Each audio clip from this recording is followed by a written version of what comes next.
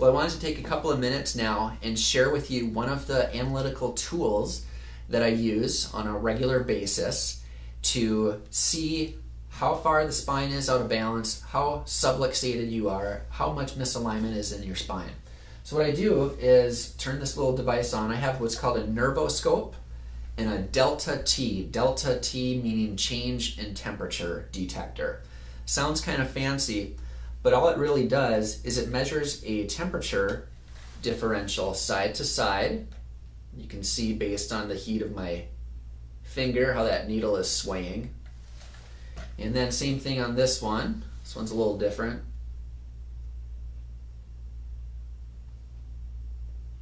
And what I will do is I will scan this up the spine, usually in the neck, and many times I will find a break, what I call a break. And what I mean by that is just a disruption. The needle might go like this as I'm scanning up the spine, but then when it starts going like this on one side, or it does like that really fast, and then it comes back to the other side, that's where I say, aha, here's a potential area of problem. And then I'll tell you, 9 times out of 10, I'll get in there, and it is the eject button for people. I get right on that spot, and if I really dig in on it, it's the eject button. They'll want to go straight up like this, and that's how I know I got the right spot. More often than not, I'll scan on occasion the whole entire spine, but most of the time, the biggest temperature fluctuation is going to occur right here at that atlas axis area. And why is that? Well, you have the heart right here.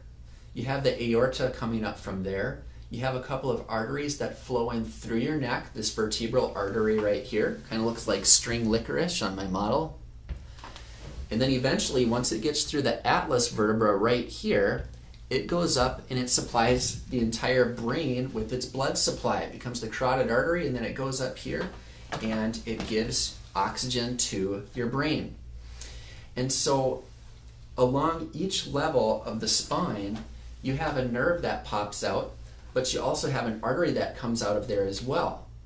And so when we have a difference in the temperature side to side, that is because there's a difference in the blood flow side to side, and usually that means there's a difference in the nerve function side to side. So that's the insight that we're looking for. And I love this because it's handheld and it's convenient. I used to have an infrared scanner at my old office. Some of you might even remember that. But it was very difficult clinically because if you took a shower, if you had any nicotine in your body, if you had caffeine in your body, if you had certain medications in your body, it would throw off the results. But that protocol is totally avoided by using one of these little handheld things, and it's much more convenient, it's smaller, I don't have to plug it into anything. Unlike these next couple of pictures, check this one out. This was from the early 1900s, and this served its purpose in the research department at the time. But you can see how this type of thing was cost prohibitive. This cost more than the average house back in the early 1900s, and so it was impossible for a lot of chiropractors to have it. And then that evolved into something like this, and then it evolved into something like this, and then that eventually evolved into these. So there you have it. The delta T nervoscope checking temperature side to side and helping us to take better care of you.